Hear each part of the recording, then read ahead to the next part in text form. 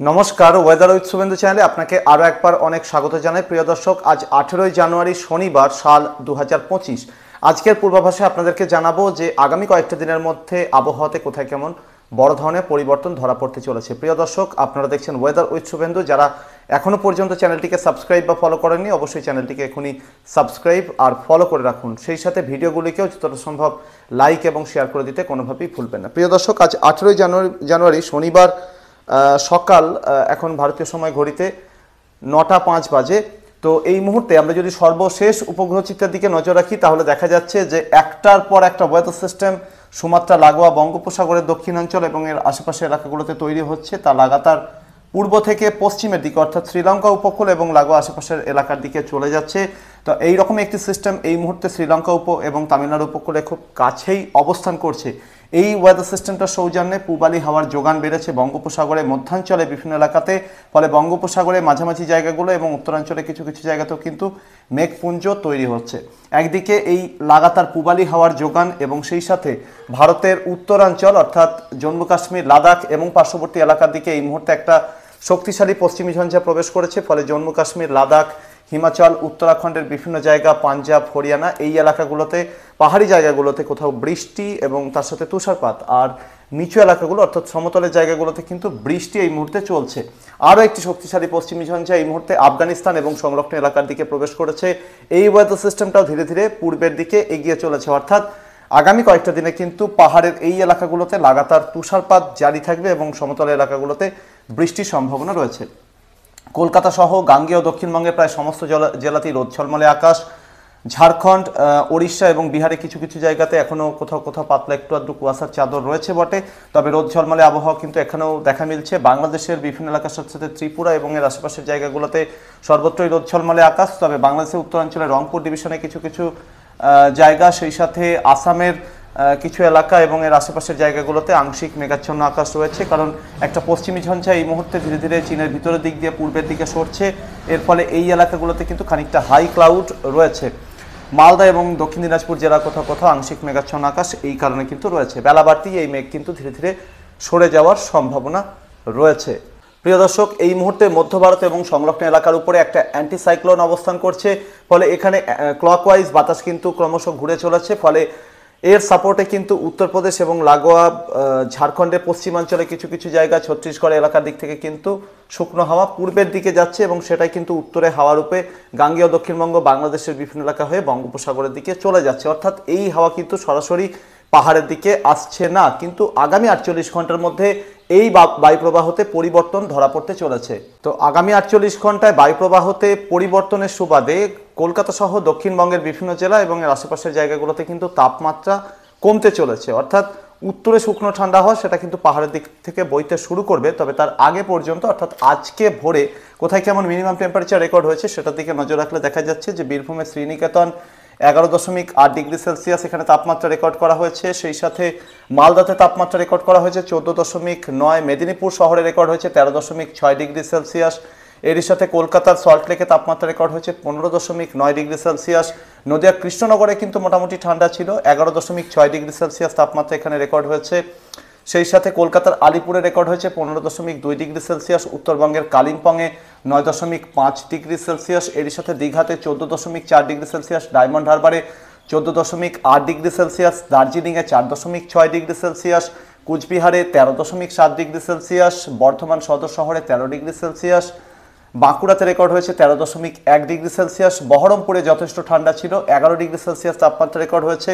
আসানসোলে রেকর্ড হয়েছে 14.2 degree Celsius. প্রিয় দর্শক, বুঝতেই পারছেন মোটামুটি নদিয়া কৃষ্ণনগর শহরে এবং সেই সাথে বহরমপুর শহরে মোটামুটি যথেষ্ট ভালো ঠান্ডা, অর্থাৎ নদিয়া জেলার উত্তরাঞ্চল এবং লাগোয়া মুর্শিদাবাদের বিভিন্ন জায়গাতে কিন্তু বেশ কিছুটা ভালো ঠান্ডা ছিল। বাকি কলকাতা সহ গাঙ্গেয় দক্ষিণবঙ্গের সর্বত্রই এবং উত্তরবঙ্গেও কিন্তু তাপমাত্রা বেড়েছে লাগাতার পশ্চিমী ঝঞ্ঝার কারণে উত্তরে হাওয়া রুদ্ধ হওয়ার জন্য।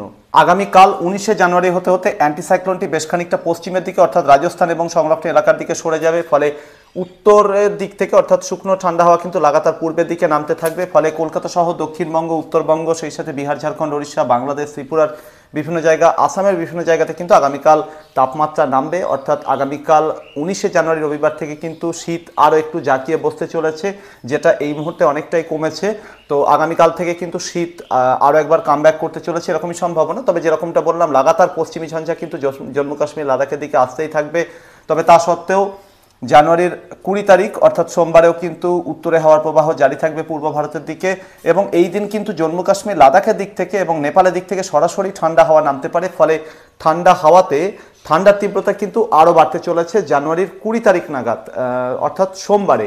ফলে এই দিন কিন্তু বেশ কড়া ঠান্ডা, আগামীকাল রবিবার এবং তার পরবর্তী দিন সোমবার, এই দুটো দিন কিন্তু কড়া ঠান্ডা থাকতে চলেছে কলকাতা সহ পশ্চিমবঙ্গের প্রায় সমস্ত জায়গাতে, সেই সাথে ঝাড়খণ্ড, বিহার, ওড়িশা, বাংলাদেশ, ত্রিপুরার বিভিন্ন জায়গাতে।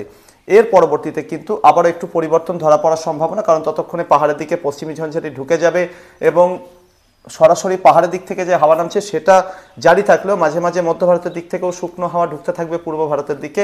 ফলে জানুয়ারির 22 তারিখেও কিন্তু মোটামুটি ঠান্ডা থাকবে, 21 তারিখেও মোটামুটি ঠান্ডা থাকবে এরকমই সম্ভাবনা। তবে এরপর ধীরে ধীরে বঙ্গোপসাগরে উত্তরাঞ্চলে একটা অ্যান্টিসাইক্লোন ধীরে ধীরে সক্রিয় হতে থাকবে। ফলে ওড়িশা উপকূলের কাছে এই অ্যান্টিসাইক্লোনটি সক্রিয় হওয়ার সাথে সাথে বঙ্গোপসাগরের দিক থেকে আর্দ্রতাপূর্ণ হাওয়া ঠিক এইভাবে ঢুকতে থাকবে। ফলে 23শে জানুয়ারি থেকে কিন্তু সম্ভাবনা রয়েছে যে পাহাড়ের দিকে প্রচুর পরিমাণে তুষারপাত হবে, ভারতের রাজধানী দিল্লি সহ আশেপাশের জায়গাগুলোতে বৃষ্টির সম্ভাবনা থাকছে।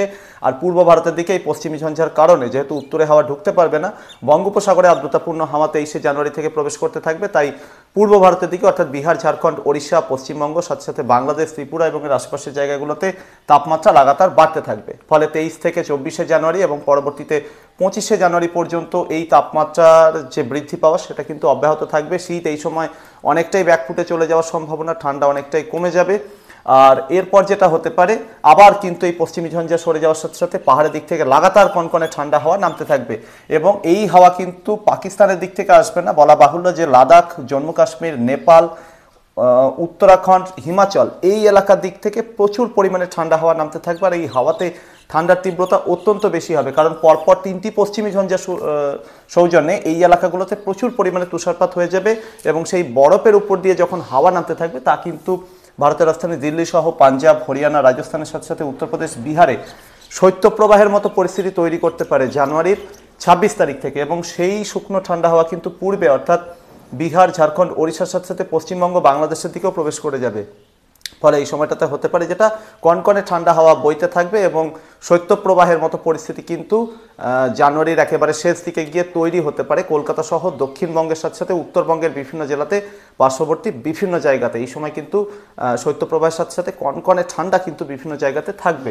অনুমান করছি যে জানুয়ারির 26 তারিখ থেকে শুরু করে অন্ততপক্ষে 28 তারিখ পর্যন্ত কিন্তু কনকনে ঠান্ডা থাকবে, অর্থাৎ 2-3টে দিন। কিন্তু এরপর 29শে জানুয়ারি থেকে কিন্তু একটু পরিবর্তন ধরা পড়তে পারে। তার নেপথ্যে যে কারণ রয়েছে সেটা হচ্ছে যে এই সময়টাতে কি হতে পারে, একটা পশ্চিমী ঝঞ্ঝা ধীরে ধীরে পূর্বের দিকে সরার সাথে সাথে কিন্তু গাঙ্গেয় দক্ষিণবঙ্গের দক্ষিণাঞ্চলের জায়গাগুলোতে মেঘপুঞ্জ তৈরি হতে পারে জানুয়ারির 29-30 তারিখ নাগাদ। ফলে যেটা হতে পারে, বঙ্গোপসাগরে অ্যান্টিসাইক্লোনের যার প্রভাবে বঙ্গোপসাগরের দিক থেকে আর্দ্রতাপূর্ণ হাওয়ার যোগান থাকতে পারে। ফলে কলকাতা সহ সমুদ্র তীরবর্তী যে জেলাগুলো রয়েছে এবং দক্ষিণ বাংলাদেশের বিভিন্ন এলাকা, ওড়িশার উপকূলবর্তী জায়গাগুলোতে জানুয়ারির 29, 30 এবং 31শে জানুয়ারি এই সময়টাতে তাপমাত্রা বেড়ে যেতে পারে। তবে উত্তরবঙ্গ সহ বিহার, ঝাড়খণ্ডের বিভিন্ন জায়গার সাথে সাথে বাংলাদেশের বাকি এলাকাগুলো, আসামের বিভিন্ন জায়গাতে কিন্তু কনকনে ঠান্ডা এবং শৈত্যপ্রবাহ জারি থাকবে জানুয়ারি প্রায় শেষ পর্যন্ত সময়ের মধ্যে। দক্ষিণবঙ্গের মুর্শিদাবাদ, বীরভূম, পার্শ্ববর্তী পশ্চিম বর্ধমানের সাথে সাথে আশেপাশের কিছু কিছু জায়গাতেও কিন্তু কনকনে ঠান্ডা এই সময় অর্থাৎ জানুয়ারির 29, 30, 31 তারিখেও জারি থাকার সম্ভাবনা রয়েছে। এর পরবর্তীতে আবারও ধীরে ধীরে উত্তরে হাওয়ার যোগান বাড়তে থাকবে। ফলে ফেব্রুয়ারির শুরু থেকে আবার একটু বেশ খানিকটা ঠান্ডা কিন্তু দক্ষিণাঞ্চল এলাকার দিকেও শুরু হওয়ার সম্ভাবনা রয়েছে। আপাতত শীত প্রেমীদের জন্য যেটা বক্তব্য, যে জানুয়ারির মোটামুটি 26 তারিখ থেকে শুরু করে জানুয়ারি শেষ পর্যন্ত সময়ের মধ্যে উত্তরবঙ্গ এবং উত্তরবঙ্গ লাগোয়া এলাকার দিকটাতে কিন্তু প্রচুর ঠান্ডা থাকবে। একেবারে দক্ষিণাঞ্চলের সমুদ্র তীরবর্তী এলাকাগুলোতে কিন্তু জানুয়ারি 29 তারিখ থেকে তাপমাত্রা বাড়বে এরকমই সম্ভাবনা রয়েছে। এমনকি উপকূলবর্তী এই এলাকাগুলোর দিকে অর্থাৎ দক্ষিণ বাংলাদেশের সাথে দক্ষিণবঙ্গের সমুদ্র তীরবর্তী জেলাগুলো 2 চব্বিশ পরগনা, পূর্ব মেদিনীপুর, হাওড়া এবং কলকাতার একাংশ, এই এলাকাগুলোতে কিন্তু ছিটেফোঁটা থেকে হালকা বৃষ্টিও হতে পারে। ওড়িশার উপকূলবর্তী জায়গাগুলোতেও হালকা বৃষ্টি হতে পারে। ভারতের ত্রিপুরা এবং এর আশেপাশের বাংলাদেশের পার্বত্য চট্টগ্রামের কোথাও কোথাও এই এলাকাগুলোতেও কিন্তু জানুয়ারি 29-30 তারিখ নাগাদ বৃষ্টির একটা সম্ভাবনা রয়েছে। 31 তারিখে গিয়েও কিন্তু বৃষ্টি হওয়ার সম্ভাবনা এই এলাকাগুলোতে থাকছে। প্রিয় দর্শক, আপাতত এই ছিল আগামী কয়েকটা দিনের আবহাওয়ার সম্ভাব্য পরিস্থিতি। চ্যানেলটিতে নতুন হয়ে থাকলে এখনই সাবস্ক্রাইব আর ফলো করে নিন। সেই সাথে ভিডিওটিকে কিন্তু যতটা সম্ভব লাইক এবং শেয়ার করে দিতে কোনোভাবেই ভুলবেন না। আপনার গুরুত্বপূর্ণ প্রশ্ন এবং মূল্যবান মতামত চ্যানেলে কমেন্ট বক্সে রাখতে পারেন। পরবর্তী আপডেট এবং লাইভে আবারও দেখা হচ্ছে। ধন্যবাদ।